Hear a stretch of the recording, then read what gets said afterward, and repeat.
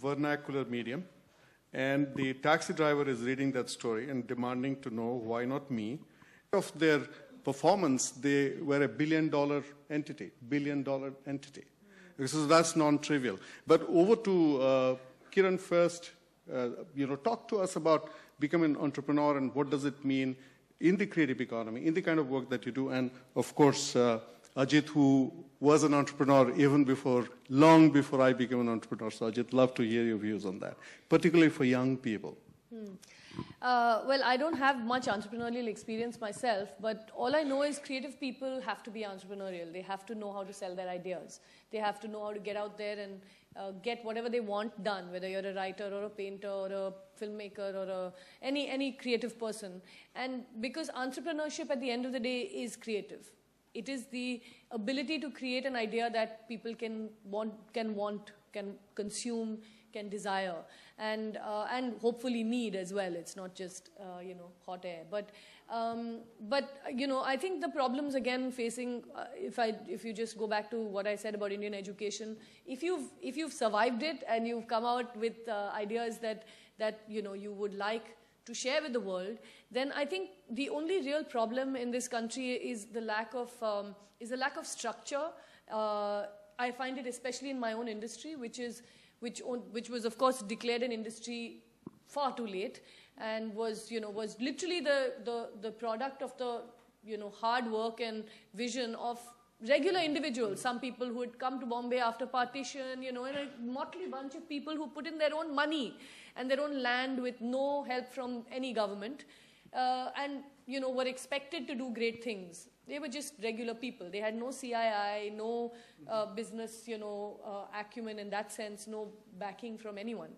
So when I see our own industry, I see it, and I'm ashamed to say, the most, it's the most crippling thing in our industry is any lack of organization and structure.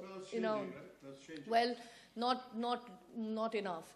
In the sense that today, if someone wants to actually join the film industry, they have to know somebody. They have to go through a particular channel of, okay, let's keep hanging out outside Yash Raj Films and try to make friends with X, Y, and Z so I can get in and therefore get a job. It's so discouraging to a student. Well, I'm putting the scenario forward so that she can see how she can deal with it, because we don't totally want to change it. I mean, this is.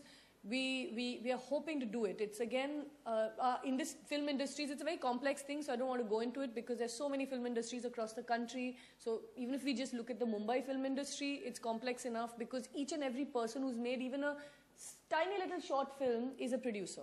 So we have millions of producers in this city and state alone. So to actually get them to actually become part of a body and then look at the future of cinema and not just what will pay their bills tomorrow is a complex thing. So I just feel that is the only thing that is a problem, I think, a hurdle in entrepreneurship in my sector especially, but I assume in other places is access.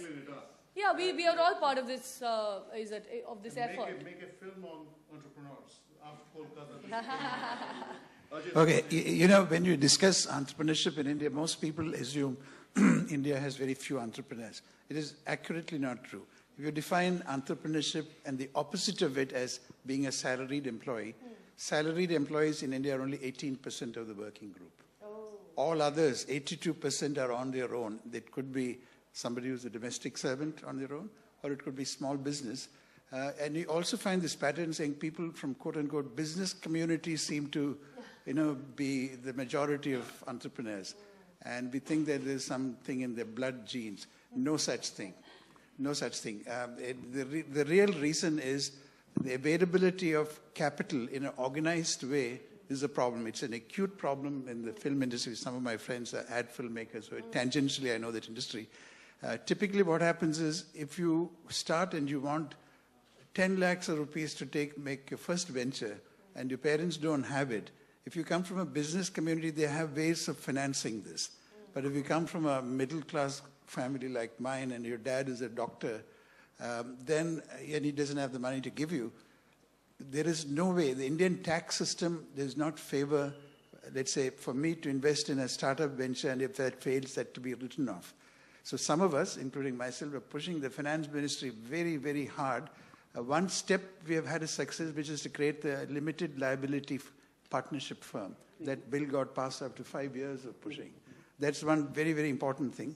The second piece is to make sure that if I, as a passive partner, invest in a partnership firm that one of you have started, and you chance the 9 out of 10 you will fail. That's a rate for entrepreneurship throughout the world.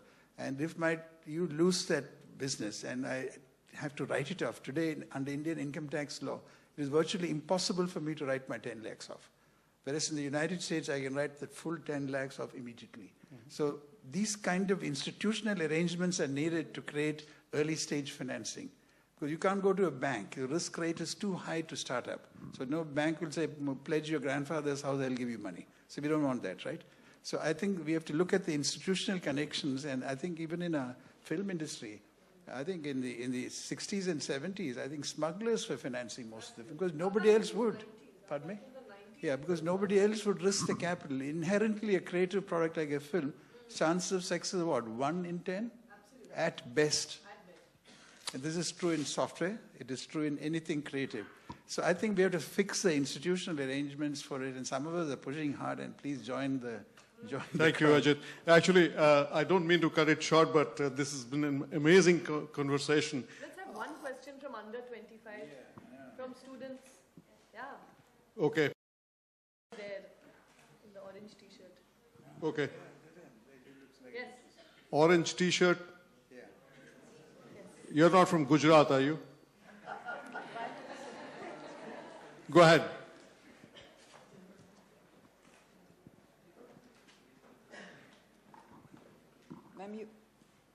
Ma'am, you talk about much of India. Then I want to know your idea about India versus Bharat. How can you differentiate India versus Bharat? Wow. India versus Bharat. Amazing question. You get 60 seconds to answer, and you also get 60 seconds. So, this is really nice, because I really wanted to have a forward-looking statement from each of you, and I abandoned that idea.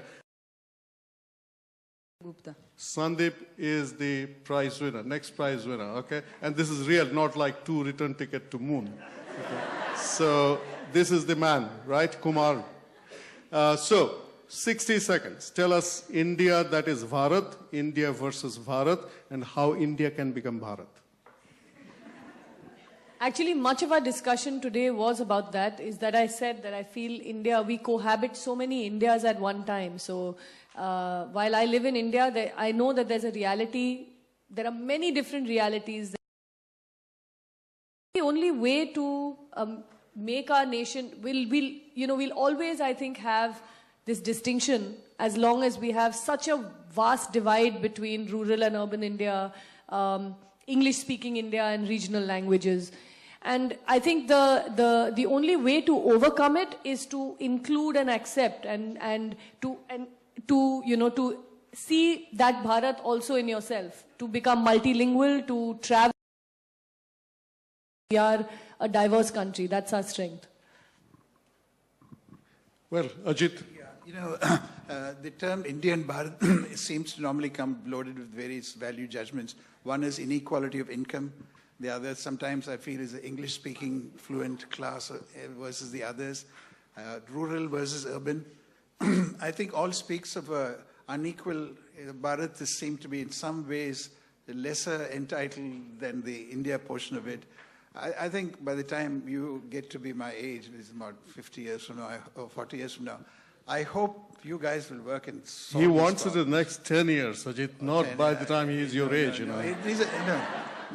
These are big issues. And the fact that at this young age you're reflecting about it, it makes me so thrilled. Fantastic. Actually, I want to say something. Ajit, you're absolutely right. In making this distinction, Sandeep, right? We are doing ourselves a disservice. Because we are Bharat and India. Each of us is Bharat and India, and until we feel like that, we will never be one nation. We will always have Bharat and versus India. There's no versus. We are both. Each of us is both. I have a point to make on this. In cricket, up until 1982, India used to lose every cricket match. And there were people who, Oxford-educated Nawab of Pataudi, all people from St. Stephen's College and Maharaja's College and so on and so forth. Then Kapil Dev arrived. And he spoke barely any English. If you ask him, and at 83 he spoke barely any English. You couldn't make a speech after the team won. That so-called Bharat, the creature from Bharat, is what took India to success. That's the difference. Yeah? Okay, on the Lagan note, thank you for that lovely question. And first and foremost, I think we need to thank Kumar and his stellar team to have even thought about something like the non-fiction Litfest. May India read more non-fiction. And on behalf of all of us here on this stage, thank you to Sandeep and every member in the audience. And from my side, Kiran, thank you so much. Ajit, thank you.